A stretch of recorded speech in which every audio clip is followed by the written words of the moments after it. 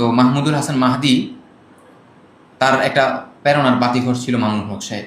আল্লাহ মামুনুল হক সাহেব দীর্ঘ ফেসিবাদী আমলে তিনি নিপীড়িত। তো এই আন্দোলনটাকে সামনে নিয়ে যাওয়ার জন্য এমন পরিস্থিতি ছিল, যারা নিপীড়িত বা যাদের উপর ট্যাগিং আছে তারা যাতে সামনে না আসে, নতুন মুখগুলোকে সামনে থাকা দরকার ছিল। আল্লাহ মামুনুল হক সাহেব চাইলেও তাই সামনে আসেননি। তো এই কথাটাকে ধরে আমি মাঝে মাঝে অনেক জায়গায় লিখতে বা বলতে শুনি যে এই আন্দোলনে হুজুরের কোনো অবদান নাই। এই কথাটাকে ভাঙার জন্য আমার আজকের বক্তব্য। আমি শর্ট টাইমে এখানে যতক্ষণ বসেছিলাম এতটুকু মেমোরির মধ্যে আমি সারা বাংলাদেশে কোন কোন শহীদ পরিবার থেকে মামুনুল হক সাহেবের নামটা শুনেছি সেটা মনে করার চেষ্টা করতেছিলাম। সেখানে আমার 3টা পরিবারের নাম মনে আসছে, কিন্তু আরেকটু হয়তো ভাবলে আরও অনেক নাম মনে আসবে, কারণ আমি অনেক মাদ্রাসা ছাত্র শহীদ পরিবারকে বলতে দেখেছি যে মামুনুল হক সাহেবের প্রতি আমার ছেলেটার ভালোবাসা ছিল অন্যরকম।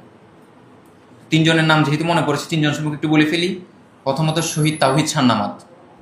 ওই যে বললাম শুক্রবারে 19 জুলাই নেমে এসেছে, সেদিন বাংলাদেশে পুরো বাংলাদেশের 23 জন মাদ্রাসা শিক্ষার্থী শহীদ হয়েছিল। তাদের মধ্যে একজন হচ্ছে এই তাওহিদ শান্নামাত। ছেলেটার বাড়ি হচ্ছে মাদারীপুর, তিনি মাদারীপুরে শহীদ হয়। খুব কম বয়সী একটা ছেলে, 17 বা 18 হবে। তো তার ভাই মাদ্রাসার এখন রানিং একজন শিক্ষক, হেফজখানায় পড়ান। তো তিনি বলতেছিলেন আমার ভাইয়ের একটা রাগ ছিল যে বড় বড় আলেমদেরকে জেলখানায় যে রেখে মানে বেঁধে রাখছে, তাদেরকে যে কণ্ঠরোধ করে রাখা হয়েছে, এটা সে সহ্য করতে পারতো না।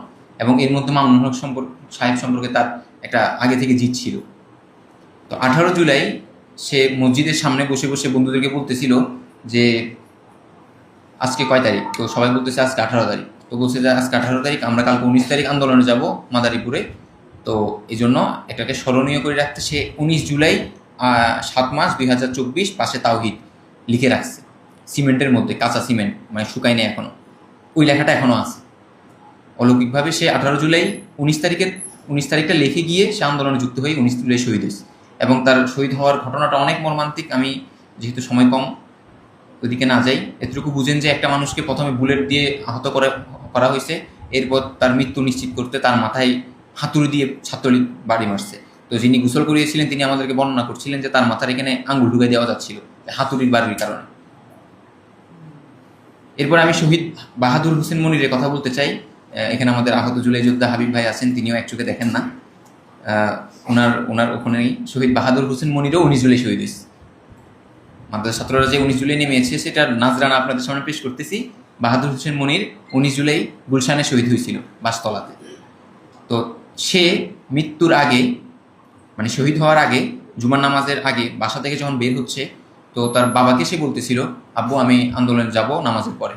তো বলছে না, নামাজ পড়ে তুমি বাসায় চলে আসবা, আন্দোলনে যাইও না, গুলাগুলি হইতে পারে, তোমার ক্ষতি হবে।